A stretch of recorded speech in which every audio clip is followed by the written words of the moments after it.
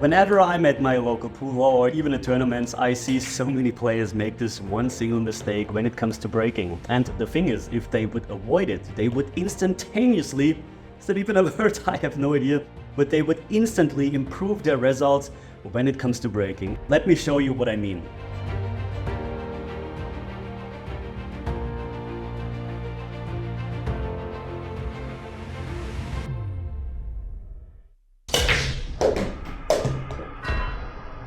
Okay, that was pretty wild. You can see the cue ball flew off the table. But let's rewind and watch in the slow-mo what just happened here.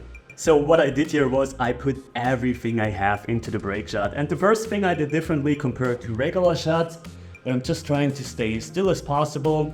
I actually stood up during the shot because I'm trying to generate even more power. So why is that? Why do you stand up to generate more power? Well, just have a look how far I can actually follow through the cue ball if I'm staying down.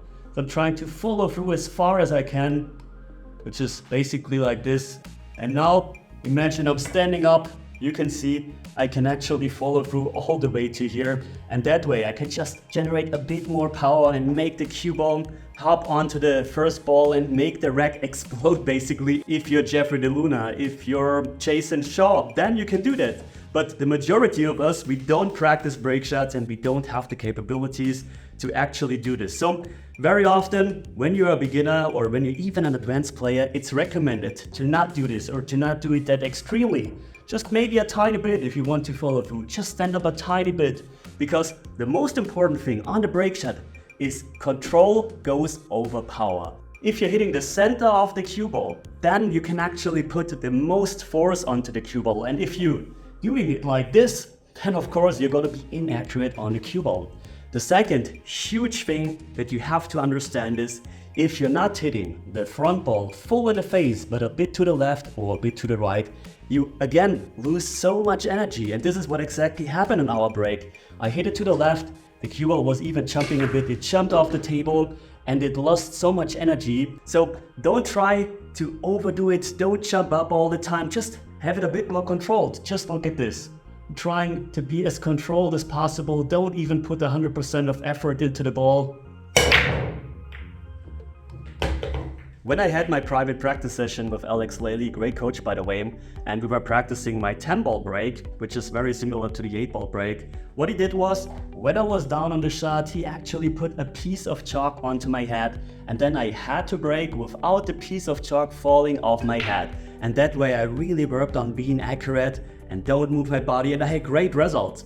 And the other thing I had to accomplish, the cue ball doesn't touch any rail, so not to the left or to the right, because then you were not hitting the center of the front ball. This is very important. If you're hitting the center of the front ball, then the cue ball won't touch a rail. So let's give it a try, let's see what happens. You can see right away I hit the rack a bit too far to the left. This is very important. I always have to analyze when I'm breaking what the cue ball is actually doing. If the cue ball is constantly going too far to the front, then you're having too much follow in it. If the cue ball is constantly coming too far back to the short rail, then you're having too much low in it. And if the cue ball is going always to the left or always to the right, then of course you're hitting the wrong spot on the very first ball. And to my surprise, I see so many people who aren't paying attention to that, and especially in 10-ball, this is so important. Have a look at this.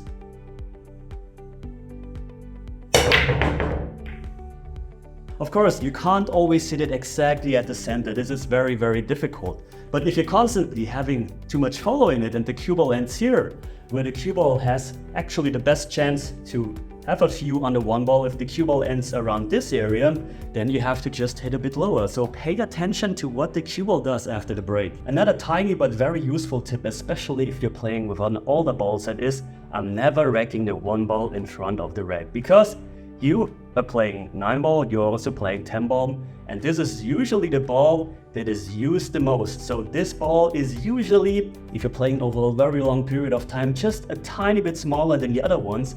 And this is why I don't want to rack it in front, because I want to have especially the front as tight as possible. This is why I'm always racking a different ball than the one in front of the rack.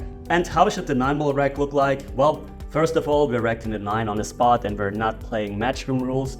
This means we don't have a break box, we're actually allowed to go all the way to the outside. And the reason for that is the majority of you is not playing metro events. So in your local league, in tournaments, most of the time you're allowed to break from the outside. So here what I'm trying to do is the cut break.